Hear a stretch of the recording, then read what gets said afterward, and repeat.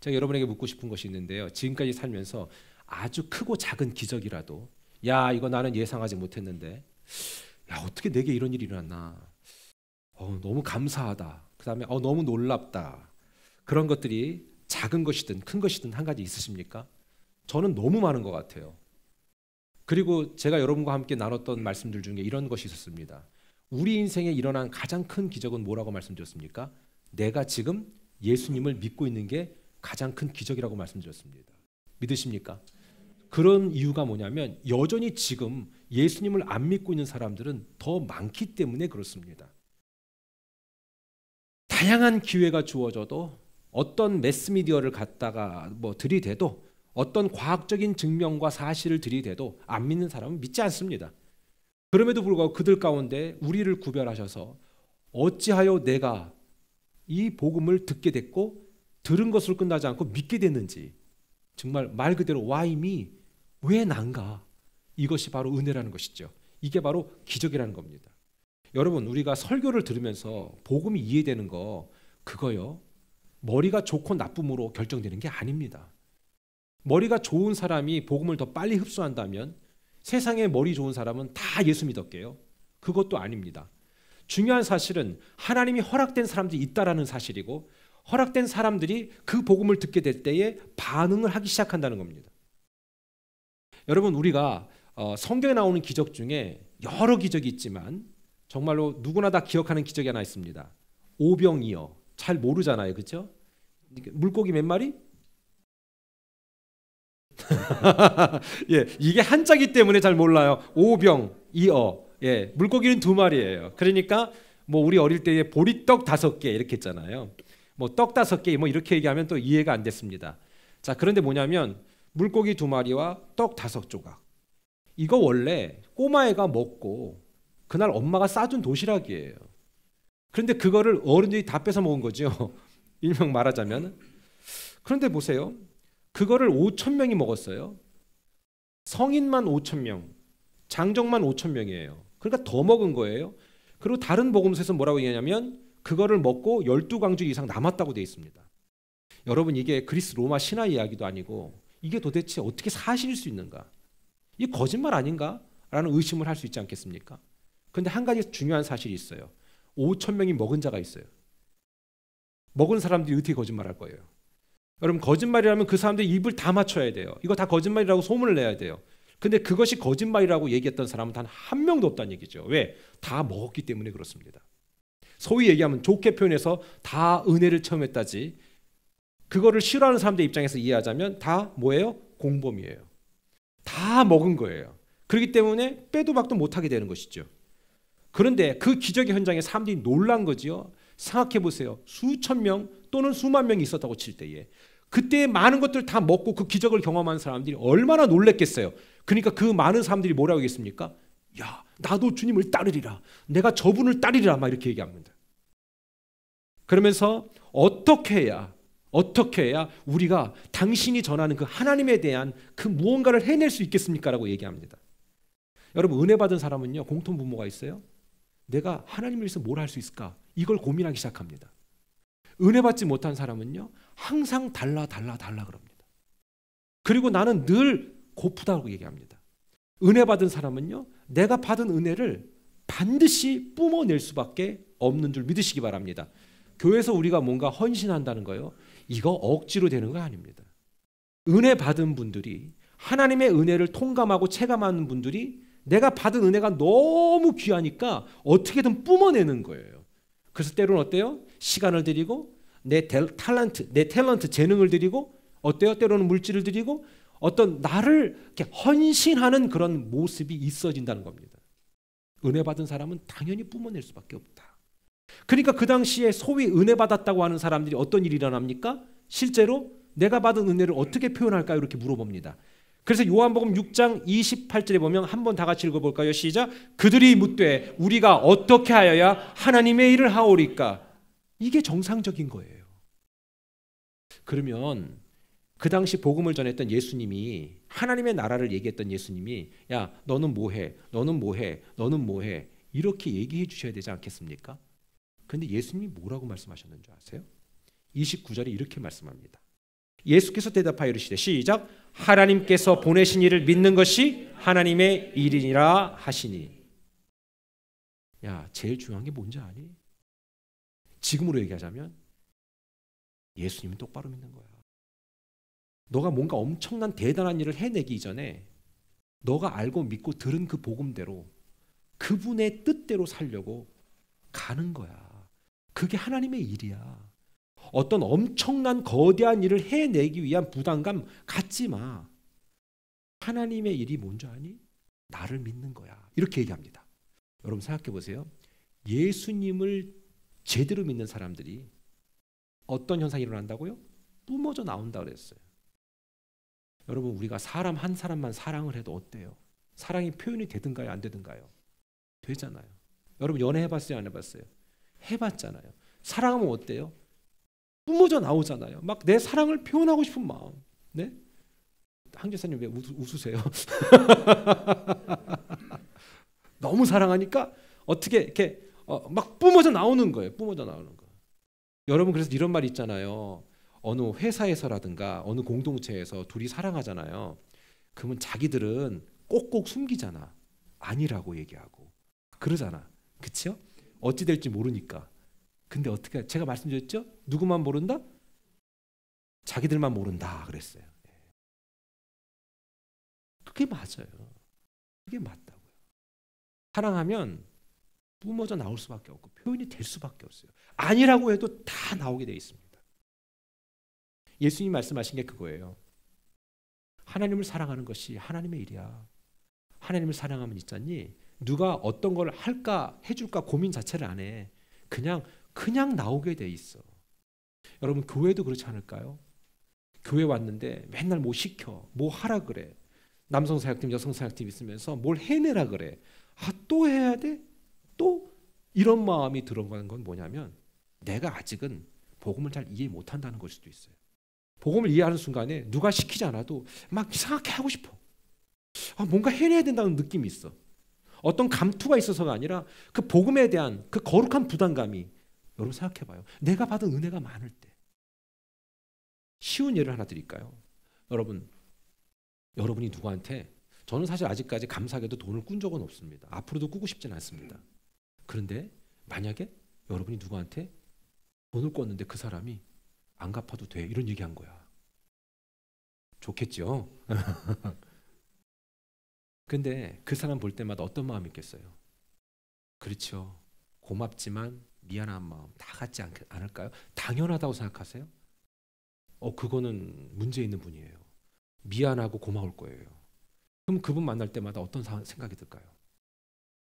혹시 뭐 내가 좀 뭐 도와드릴 일 없을까요? 좀 내가 뭐 좀 할 수 있을 게 없을까요? 그런 마음이 있겠죠. 여러분 복음의 제1수혜자들이 누굽니까? 우리입니다. 우리란 말입니다. 우리들이 하나님을 위해서 뭔가를 할까라는 마음이 생기는 것은 그건 당연한 거라는 사실입니다. 하나님의 목적은 우리가 하나님을 알고 하나님을 믿고 따르다가 부름받는 것, 그것이 하나님의 목적인 겁니다. 그때나 지금이나. 그러나 사람들은요 내게 일어난 신기한 일, 기적, 그런 사건에만 집중하는 거예요. 여러분에게 주변에 일어났던 어떤 일들 중에서 신기한 일들이 발생할 때 있잖아요. 그럼 우리는 그것 때문에 놀라잖아요. 그리고 어떤 생각합니까? 야, 하나님 정말 살아계시구나 이런 생각을 하잖아요. 그런데 있잖아요, 너무나 많은 사람들이 거기에서 멈춘다는 거예요. 하나님이 그 기적을 경험하게 하신 이유는 목적이 있다는 겁니다. 왜 그거를 하게 하시는가?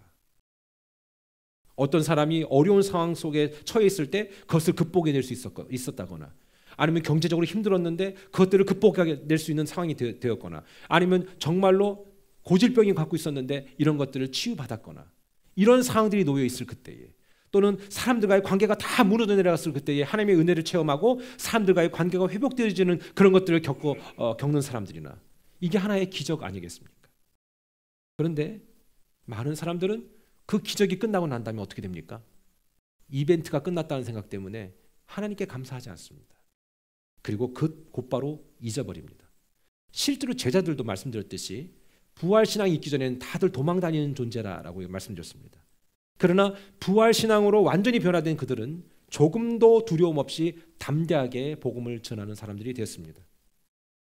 오늘 말씀해 보니까 사도행전 5장 19절로 20절에 어떤 기적이 일어납니까? 이것도 기적입니다. 주의 사자가 밤에 옥문을 열고 끌어내어 이르되, 주의 사자가 누군지 모르지만 옥문을 열어서 끌어냈습니다. 가서 성전에 서서 이 생명의 말씀을 다 백성에게 말하라 하며, 그러니까 뭐냐면 지금 갇혀 있는 사람들이, 제자들이 복음을 증거하다가 갇혔거든요. 그런데 옥문이 열렸어요. 이거 기적 아니겠습니까? 그거 뭐 무슨 자동으로 개폐되는 문도 아닌데 열린 겁니다.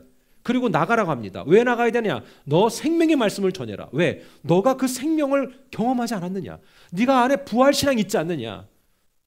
그러니까 너 여기서 지금 앉아있을 때가 아니다. 옥문이 열린 이유는, 이 기적을 보여준 이유는 너 살았으니까 이제 너 남도 살려라는 겁니다. 여러분, 이게 얼마나 중요합니까? 옥문을 열어준 이유가 있다는 겁니다. 복음 전하라는 거예요. 하나님 우리의 삶에 기적 준 거는요, 아, 너 기적 갖고 잘 먹고 살아라가 아닙니다. 그거를 체험했니? 하나님 살아있는 것 경험했니? 그 봐, 이제 다른 사람도 그걸 알아야 돼. 이거를 얘기하는 거예요. 그래서 주의 사자가 밤에 옥문을 열고 그들 끌어낸 거예요. 야, 너네 여기 있지 마. 나가서 복음 전해.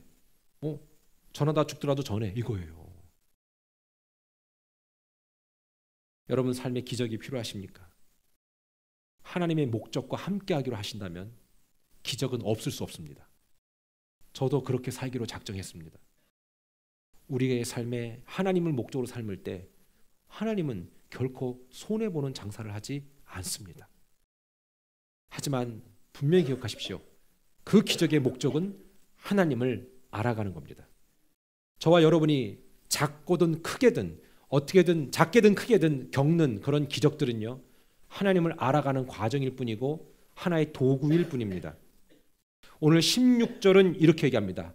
그 기적을 내가 받아들이고 나아가서 그 기적을 이행할 때, 수행할 때 어떤 일이 일어납니까? 16절 다 같이 읽습니다. 시작. 예루살렘 부근에 수많은 사람들도 모여 병든 사람과 더러운 귀신에게 괴로움 받는 사람을 데리고 와서 다 나음을 얻으니라. 아멘. 야, 하나님이 감옥 문을 열어준 이유가 있었던 겁니다. 어떤 사람? 오늘 두 종류의 사람이 나옵니다. 병든 사람, 그 다음에 뭐예요? 더러운 귀신에게 괴로움 받는 사람. 두 종류의 사람이에요. 여러분, 다른 사람이 볼 때 아무리 화려해 보여도, 아무리 멋져 보여도 결국 병들고 더럽고 괴로운 삶은 바로 사탄이 가져다 주는 것일 때가 많습니다. 귀신에게 붙은 형용사는 여기 뭐라고 되어 있습니까? 더러운이라는 겁니다. 성경에만요, 귀신한테 꼭 귀신은 이 형용사가 붙어요. 그냥 곧바로 귀신은 어떠하니라 이게 아니라 꼭 이 귀신과 함께 가는 형용사가 있는데 더러운이라는 거예요. 더러운. 그러니까 여기서 더럽다라는 것은 영적으로도 더럽다라는 얘기하지만 실제로도 더러운 것도 얘기하는 거예요. 그래서 더러운 건 귀신이 좋아하는 일이에요. 그리고 더러운 내용들은 대부분이 귀신과 연관되어진 거예요. 혹시 더럽다라고 얘기하니까 여러분의 방이 생각납니까? 그러면 치우시기를 주님의 이름으로 축원합니다. 귀신이라는 단어는 더러운이라는 단어와 같이 갑니다. 22번 나옵니다. 귀신이 너무 기분 나쁠 것 같아요. 여러분의 이름을 부르는데 누가 더러운 누구 이래봐. 아닌데 반대로 여러분의 이름을 부를 때 멋진 누구 이래봐. 얼마나 기분 좋아요? 그런데 이름을 부를 때마다 더러운 누구씨 그래봐요. 그렇잖아요. 얼마나 기분 나쁘겠어. 은행 가서 이름을 불렀는데 더러운 누구씨 창고 앞으로 나와달라고 그러고 이게 말이 안 되잖아요. 근데 얘는 항상 더러운이라는 단어가 항상 붙어 다녔어요. 실제로요, 사도행전 8장 7절에 보면 뭐라고 되어 있는지 아세요? 한번 읽어보세요. 시작. 많은 사람에게 붙었던 더러운 귀신들이 소리를 지르며 나가고 또 많은 중풍병자와 못 걷는 사람이 나으니. 보세요. 귀신 앞에는 항상 이게 붙어요. 더러운 귀신. 그리고 욕도 우리 그렇게 하잖아. 얘이 더러운 삐야 막 이러잖아. 내 삶에 더러움이 있다면 귀신의 역사입니다. 웃긴 얘기지만 저는 가급적이면 주일날 또 샤워도 하고 옵니다. 왜냐하면 여러분 귀한 분 만날 때는 우리 싹 이렇게 정갈하게 하잖아요. 오늘 보니까 다들 정갈하게 하고 오셨는데 그렇잖아요. 그렇다고 해서 저는 막 새벽까지 일을 하고 씻을 새도 없어서 교회에 헐레벌떡 오신 분도 나는 존귀한 분이라고 생각합니다. 마음이 그분은 깨끗한 분이기 때문에 그렇습니다. 자, 그러나 중요한 거는 내 삶에 더러움이 있다면 그것은 분명 귀신의 역사가 있다라는 겁니다. 보여지는 더러움보다 더 무서운 게 뭔지 아십니까? 감춰진 더러움입니다. 미국에 하나의 재미난 통계가 하나 있는데요. 한번 잘 들어보세요. 여러분들 LGBTQ라는 거 아시죠? LGBTQ 못 들어보셨나요? 예, 이거거든요. 레즈비언, 게이, 예, 바이섹슈얼, 트랜스젠더, 퀴어. 이거 약자예요. 이거 하시는 분들이에요. 성적 지향이나 성별 정체성이 전통적인 이성애와 다른 사람들. 성경은 이것을 죄라고 말합니다. 이것은 다른 게 아닙니다. 디퍼런스가 아닙니다. 이거는 sin. 이거는 wrong. 잘못된 겁니다. 1부 때도 설교하면서 선생님도 계시잖아요. 학교에서 이런 것들을 가리키라고 할 때는 어떡할 겁니까? 그랬더니 과감하게 집사님 한 분이 직장을 그만둘 겁니다. 그러더라고요. 제가 그래서 그랬어요. 그만둘 땐 그만두더라도 절대 그냥 그만두지 마십시오. 끝까지 싸우셔야 합니다. 그랬어요. 왜? 그만두는 건 지는 거다. 끝까지 싸우고 끝까지 가고 잘리면 잘리는 거지.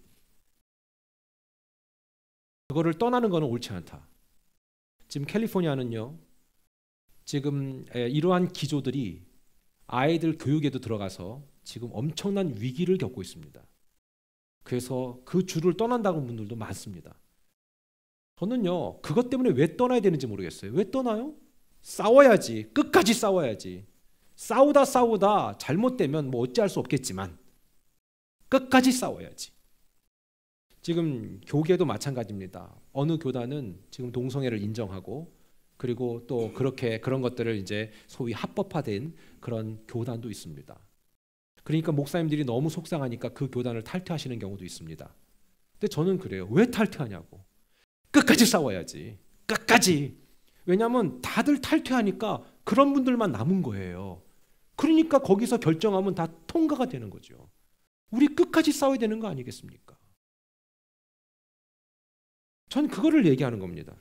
그런데 미국에 어떤 통계가 있냐면 이 LGBTQ의 그 사람들의 성향을 갖고 있는 사람들이 여러분 이거 다 유행일 때가 있고요. 분위기일 때가 있어요.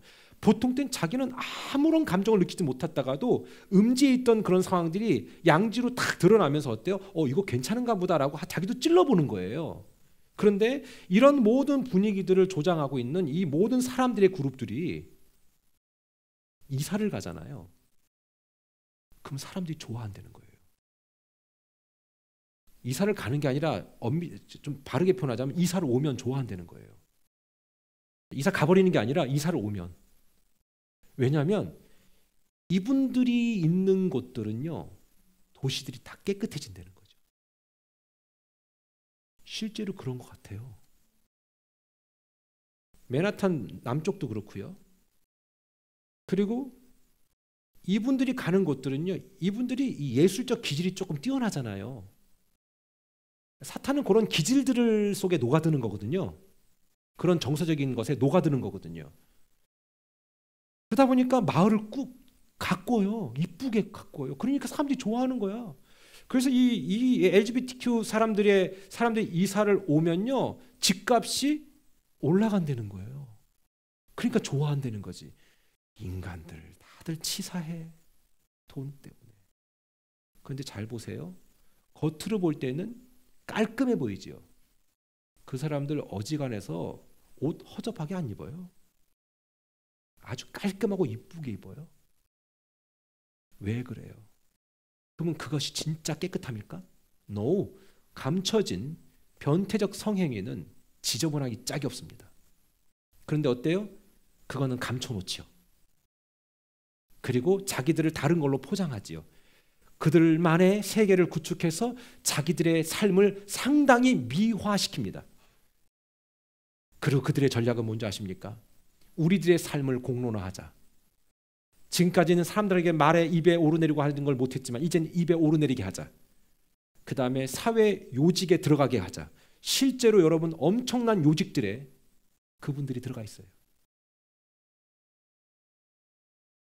그러니까 그 엄청난 물량 공세를 하잖아요. 저도 오늘 들었네요.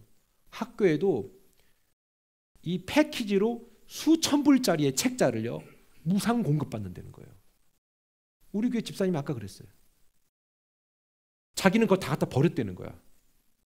근데 잘했다 그랬어. 이런 거 가르칠 수 없다. 그래도 아직 뉴욕은 옵션이에요. 서부는 아니에요 지금 여러분들. 그래서 앞으로 어떻게 공격해 들어올지 모릅니다. 문제는 뭐냐? 이렇게 포장된 깨끗함, 포장된 아름다움 뒤에는 지저분하고 더러운 게 항상 따라다닌다는 겁니다. 그래서 하나님의 일은 참으로 고결하고 고상하지만 하나님이 아닌 일은 지저분하다는 걸 알아야 돼요. 많은 것들이 거기로부터 시작할 수 있습니다. 저는요, 저와 여러분이 끝까지 싸울 수 있게 되길 축원합니다. 만약에 이런 일이 없으란 법 없을 것 같아요. 이미 지금 그 법은 한국도 지금 법제화 시키려고 하는 과정에 있고 미국도 타 주는 지금 그런 주가 있다고 들었습니다. 설교할 때 이런 설교하면은 벌금을 내거나 감옥 가야 되거나 그런 상황이 도래하고 있고요. 이미 도래했고 앞으로도 그렇게 될 것 같습니다. 그럼 저도 오겠죠? 저도 오지 말라는 법 없잖아요. 저도 얘기해야죠. 그래도 뭐 얘기해야지.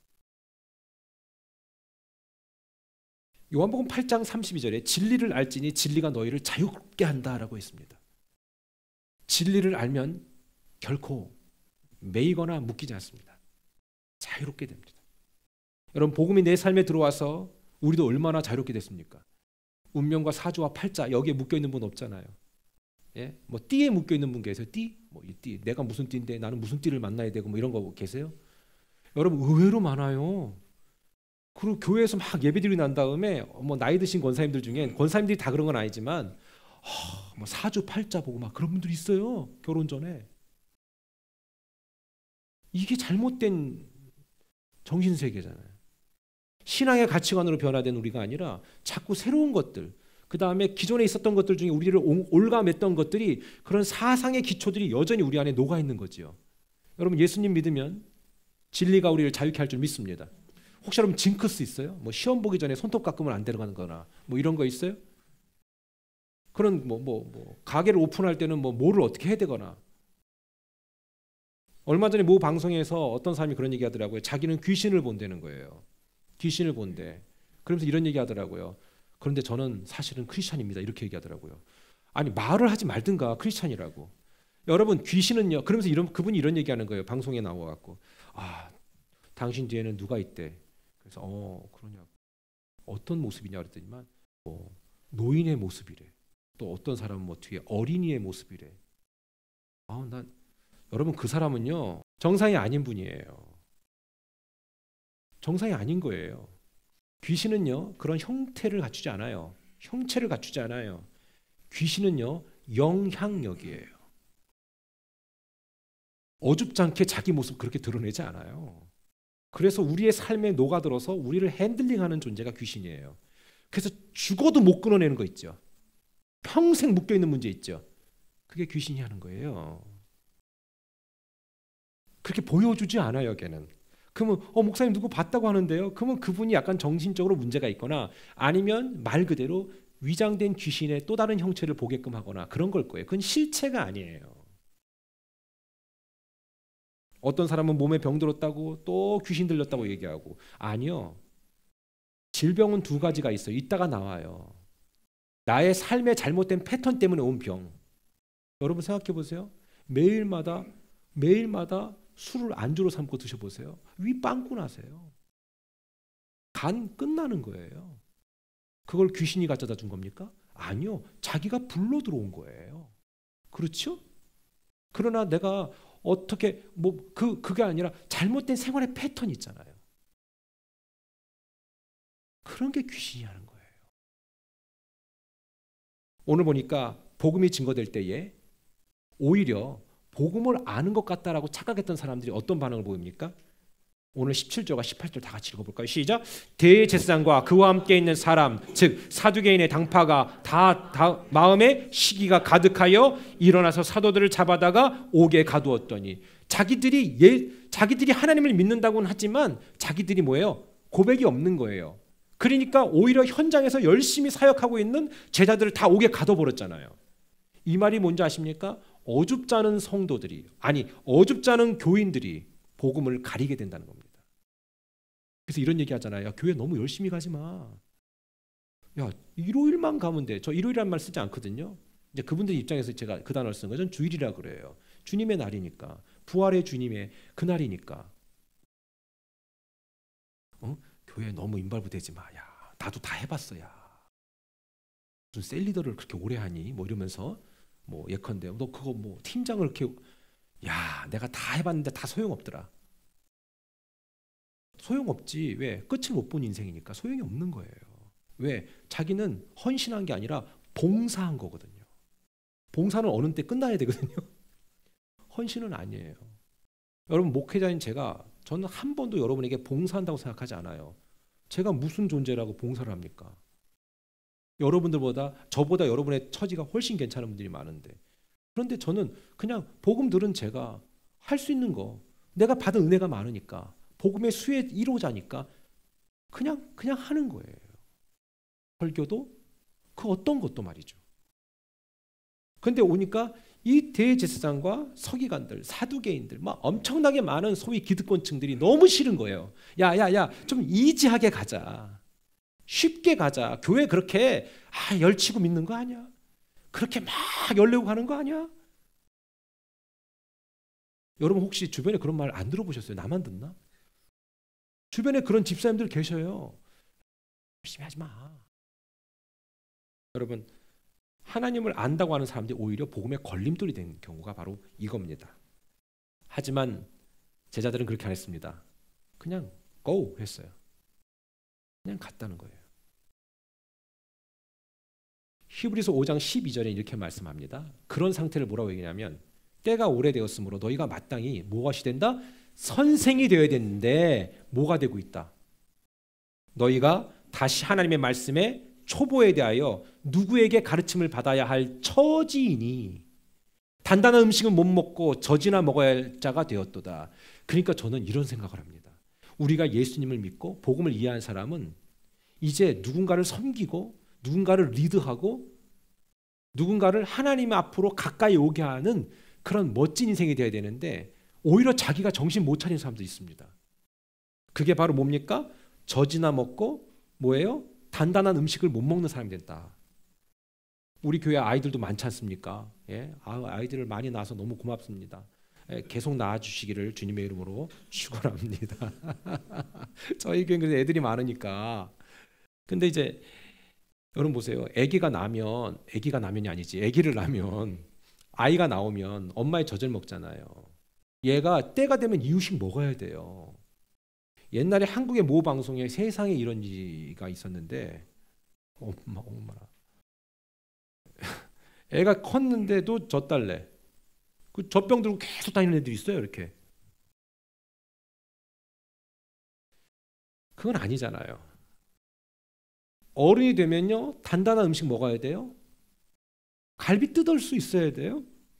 그리고 거기에 맞는, 나이에 맞는 음식을 먹어서 이 소위 우리의 이 몸이 건강하게 형성되도록 해야 되는 거예요. 근데 믿음도 마찬가지예요. 여러분, 처음에 교회 올 때 어때요? 우리 교회 제일 늦게 오신 분이 누굽니까? 잘 모르겠는데, 근데 그분이 항상 늦게 온 사람 같다면 어떻게 되겠어요? 맨날 섬김 받아야 돼요. 앉으십시오. 그거는 처음에 오셨을 때나 그렇게 하는 거죠. 그러나 이제는 내가 또 다른 사람을 섬기는 자가 되는 거죠. 여기 앉으세요. 그리고 안녕하세요 라고 인사하고. 그런 것들이 자연스럽게 뿜어져 나오는 거죠. 이게 성장한 사람, 성숙한 사람들의 모습이라는 겁니다. 건강한 성도는요, 교회의 모든 일, 흐름, 느낌, 비전, 사명 등이 내 자신과 연결되어 있습니다. 결코 때려야 뗄 수 없습니다. 교회의 어떤 계획? 그래, 그럼 나는 어떻게 하면 좋을까? 난 무엇을 준비하면 좋을까?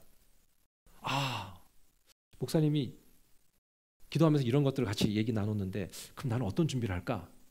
그래, 나는 이런 준비를 한번 해보자. 이런 공감의식이 생기는 겁니다. 근데 공감의식이 없다면 그냥 아직까지는 잘 모르시는 거일 수 있다는 거죠. 저는 저와 여러분 모두가 다 이런 공감대가 형성되기를 축원합니다. 이미 말씀드렸듯이 부활하신 주님을 경험한 제자들은 더 이상 그 어떤 것도 두려워하지 않았습니다. 부활신앙이 그 정도로 무섭습니다. 여러분 혹시 지금 뭔가를 준비하고 계획하는데 두려운 게 있으십니까? 저도 두려운 게 있거든요. 그런 두려움이 들어올 때마다 이렇게 머리를 뚱뚱 때려요. 야, 부활하신 주님을 만난 네가 뭘 두렵냐? 근데 두렵거든요. 두려움은 사라지질 않아요, 여러분. 그럴 때마다 이렇게 머리 때리고 정신 차리라고 하거든요. 부활신앙을 가진 네가 무엇이 두렵겠느냐? 제자들도요, 그 신앙이 있었기 때문에 믿음으로 생명 걸고 결국 열매를 맺어간 겁니다. 지금 내가 두려운 이유는요, 우리가 두려운 이유는 혹시 모든 것을 내 경험과 내 힘, 나의 능력으로 풀어가야 되는 거에 대한 부담이 있는 건 아닌가. 미국에 처음 오시면 두려워요, 안 두려워요? 두렵죠. 언어도 익숙하지 않고요. 어디서 돈을 벌어야 될까? 아이들 교육은 어떻게 시켜야 될까? 두렵습니다. 근데 여러분 보세요. 두렵다고 해서 해결된 게 아니라 하나님이 심하다 때마다 그런 사람들을 만나게 하시고 붙여주시고 이끌어주시고 뭔가를 이렇게 만들어 가셔서 우리가 거기에 그냥 툭 내 몸을 던져 넣기 때문에 여기까지 오지 않았습니까? 이게 전 기적이라고 생각합니다. 두려워하지 마십시다. 두렵지만 두려워하지 마십시다. 디모데후서 1장 7절에 하나님이 우리에게 주신 것은 무엇이 아니다? 두려워하는 마음이 아니요 오직 시작 능력과 사랑과 절제하는 마음이니. 예, 하나님이 이 마음 주실 거예요. 그들의 목적은 대제사장과 사두개인들이 입 다물라 했지만 두려워하지 않고 입을 열었습니다. 말한 거예요. 내가 만난 예수님 얘기한 거예요. 얘기한 거예요. 여러분 교회를 처음 다닐 때는요, 그냥 교회가 그냥 편해서 또는 뭐 여러 가지 좋은 이유로 교회 첫 발을 내디딜 수 있습니다. 그런데 그것이 시간이 지나면서 이제는 내가 교회를 위해서, 아니 하나님의 나라를 위해서 내가 무엇을 할 건가, 이런 멋진 생각들을 계속해서 뿜어져 나올 때 그게 바로 건강한 사람의 바로 기준이 되는 줄 믿습니다. 실제로 오늘 14절에 보니까 복음을 전할 때 어떤 말씀이 있습니까? 믿고 주께로 나오는 자가 더 많으니 남녀의 큰 무리더라 여기있습니다. 저는 예수 그리스도를 믿는 우리들을 통해서 또 다른 무리들이 더 많이 하나님의 전을 찾게 되기를 축원합니다. 오직 목적은 하나입니다. 나 외에 단 한 사람이라도 그 복음 듣게 하자, 이겁니다. 저는요, 우리 교회 어떤 아이가 이런 얘기하는 걸 봤습니다. 저는 우리 아빠를 볼 때에 그냥 저도 교회 나올 수 있어요, 이런 얘기 하더라고요. 왜냐하면 아빠가 하나님을 몰랐던 사람인데 아빠가 하나님을 믿고 교회 나오는데 여전히 아빠가 많이 공사 중이긴 하지만 누군지 상상을 하지 마세요. 네, 상상하지 마세요. 그러나 그래도 나는 하나님이 살아계시다라는 것을 뭐 믿어진다고 고백은 할 수 없으나 뭐 이렇게 자꾸 끌려요, 이런 마음을 고백을 하더라고요. 그 말이 사실인 것 같아요. 여러분 때문에 여러분의 아내가, 여러분의 남편이 하나님의 살아계심을 볼 수 있다면, 우리는 여전히 부족한 게 많잖아요. 그렇잖아요. 우리 여전히 성깔 있고 여전히 지혜롭지 못하고 복음을 드러내는 게 아니라 나를 드러내다가 엄청나게 힘든 경우를 많이 우리가 겪지 않습니까? 우리 모두가 다. 근데 그럼에도 불구하고 여러분 기억하십시오. 하나님 여러분들을 통해서 영광받기 합당하신 분입니다. 우리가 정신을 바짝 차리고 있으면 하나님은 우리를 통해서 그분을 드러내게 될 줄 믿습니다.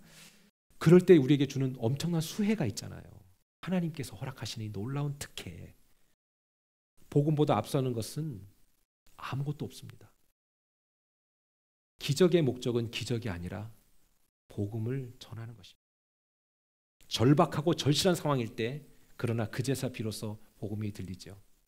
제가 그저께 한 영상을 봤는데요. 저는 이렇게 영상을 봐도 이렇게 다 이게 매치가 되는 거 있잖아요. 이렇게 뭐 여러분들도 마찬가지일 겁니다. 근데 이제 임종을 앞둔 분들의 그 영상을 모아둔 거예요. 그런 영상이 많지 않거든요. 임종 전에 영상을 찍진 않잖아요. 저 같은 사람이 찍지. 잘 안 찍어요. 부모님 임종하실 때 영상 찍으세요? 보통 잔인하고 찍기 어려워요. 근데 찍으세요. 그러나 단 조건이 있어요. 예수님 믿고 돌아가시는 분들 것만 찍.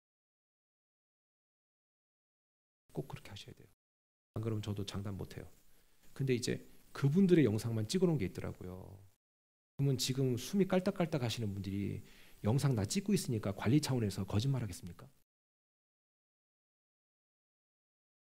다 공통된 분모가 뭐냐면 보고 있는 거야 뭘.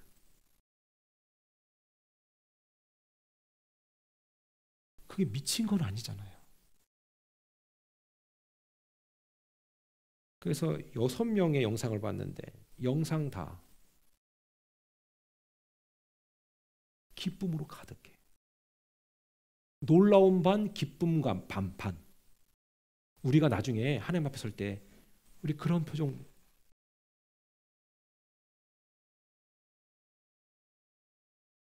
며칠 전에 99년 만에 미 14개 주에서 찾아오는 현상, 개개일식이 있었습니다. 이클립스. 앞으로 20년 후에 또 있대요. 그래갖고 저도 몸과 마음을 준비했습니다. 일단은 안경을 샀어요. 안경. 그런 것도 빨리빨리 사야 돼. 이틀 전에는 값이 3배로 오르더라고. 마음과 몸과 뜻을 다해서 준비했어. 그러고 딱 봤습니다. 다 가려지진 않았으나 많이 가려지더라고요. 무척 신기했습니다. 저의 숙제는 벌써 어디까지 갔냐면 이거 다 보고 난 다음에 이 안경을 버려야 되는가 20년을 간직해야 되는가 그 걱정이 되더라고요. 여러분 그걸 보고 나면서 어떤 생각을 했냐면 야 실시간으로 이제 영상이 뜨잖아요. 사람들이 뭐 온 미 전역이 이것 때문에 난리가 났잖아요. 저도 준비했고요. 그게 잘못된 건 아니에요. 그게 왜? 정말 우주 이벤트 아닙니까? 근데 여러분 태양과 달은 하나님이 만든 피조물이거든요. 그냥 하나님이 만들어 놓은 거잖아요. 그 개는요 우리보다 더 순종을 잘해가지고 너무나도 정확하게 돌아요. 그러다가 어쩌다 이렇게 둘이 만난 거잖아요. 이렇게 그죠?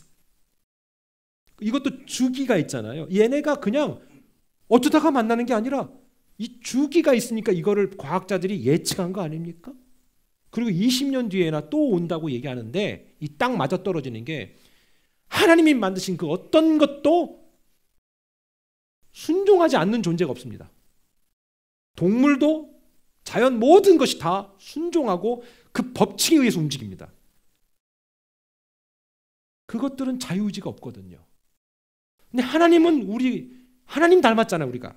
그래서 우리 의지대로 결정하고 뭔가를 내가 찾고 추구하고 하나님을 사랑하든지 미워하든지 하나님을 믿든지 안 믿든지 막 이런 자유의지가 있잖아요. 그러니까 하나님을 믿는 우리들의 마음이 얼마나 가치가 있고 아름다운 겁니까? 그런데 한번 찾아봤어요. 여러분에게 이미 보내드렸지만 온 세계 사람들이 이런 모습으로 탁 태양을 바라보는데 난 여기서 제일 은혜 받은 분이 이분이야. 어쩜 저렇게 좋을까? 너무 저분은 주님을 보는 듯해 완전 거의. 야, 뭐 신기해하는 사람. 저 와중에도 저 꼬마애는 지금 안경 벗고 있어. 저 꼭 말 안 듣는 애들 저렇게 있단 말이야. 한 명 한 명 한 명이 얼마나 그 모습이 다양한지 너무 재밌더라고요. 근데 제가 들은 생각은 뭐였냐면 하나님도 아닌 하나님이 만들어 놓은 매우 작은 피조 세계 그 극히 일부의 주기를 보면서 저렇게 놀란다면 우리가 나중에 하나님 앞에 설 때 어떻게 될 건가? 와, 이 생각이 쑥 들어오더라고요. 그래서 여러분들에게 제가 카톡을 드린 거예요. 그래, 이 생각을 한번 나눠보자. 요한복음 1장 51절에 이렇게 나옵니다. 또 이르시되 진실로 진실로 너희에게 이르노니 하늘이 열리고 하나님의 사자들이 인자 위에 오르락내리락하는 것을 보리라 하시니라. 이 날 온다는 겁니다. 전 세계가 지금 요동치고 있습니다. 자연도 지금 요동치고 있습니다. 계시록에 보면 1장 7절 이렇게 말씀합니다. 볼지어다 그가 구름을 타고 오시리라. 각 사람의 눈이 그를 보겠고 그를 찌른 자들도 볼 것이요. 이야, 좀 잔인한 것 같아. 찌른 사람은 죽었는데 그냥 내버려 두지. 그거 다시 깨우면 얼마나 민망하겠어. 그 놈도 깨우겠다는 거예요. 다 부활시키겠다는 겁니다. 이게 성경입니다. 땅에 있는 모든 족속이 그로 말미암아 애곡하리니 그러하리라. 사랑하는 여러분, 지금도 여전히 예수님 안 믿는 사람들 많아요? 우리도 예전에 그렇게 살았을 수도 있어요. 그러나 여러분, 저와 여러분이 이렇게 복음을 들었습니다. 말씀을 정리하겠습니다. 우리 하나님께서는 우리가 가장 아름답고 고결하고 고상하게 살도록 우리를 계획하시고 그렇게 이끌어가 주실 것입니다. 그러면 우리 하나님의 말씀을 우리가 그대로 받고, 아, 하나님 내 인생에 기적을 주신 이유가 목적이 다 있구나. 기적만을 내가 만끽하며 살 게 아니라 그 기적을 경험한 내가 앞으로 어떻게 살아야겠구나. 이거를 우리에게 허락해 주셨다는 것을 믿으시기 바랍니다. 우리 마지막으로 이 말씀을 읽고 마치겠습니다. 빌립보서 3장 7절로 8절인데요. 다 같이 한번 읽어볼까요? 시작! 그러나 무엇이든지 내게 유익하던 것을 내가 그리스도를 위하여 다 해로 여길 뿐더러 또한 모든 것을 해로 여김은 내 주 그리스도 예수를 아는 지식이 가장 고상하기 때문이라. 내가 그를 위하여 모든 것을 잃어버리고 배설물로 여김은 그리스도를 얻고. 아멘. 여러분, 저는 이 말씀에 비밀이 있다고 생각합니다. 야, 예수님 믿으면 다 버려야 되는구나, 다 배설물이 되는구나. 아니요, 그 전까지 좋게 여겼던 것이 배설물처럼 느껴지는 거예요. 그리고 실제로 그게 배설물 같은 존재였던 것이지요. 복음이 들어온 순간에 그 가치가 바뀌는 겁니다. 그러면서 아무런 관심이 없어지는 겁니다. 내가 피하려는 의지와는 무관하게 관심이 없어지는 겁니다. 그리고 결국 그리스도를 아는 것이 내 인생에 가장 고상하고 고결한 것이다. 이거를 내가 깨닫고 여러분뿐만 아니라 여러분 자녀들에게도 그 흐름이 흘러갈 수 있도록 늘 항상 우리 안에서 그 복음이 뿜어나올 줄 믿습니다. 기도하겠습니다.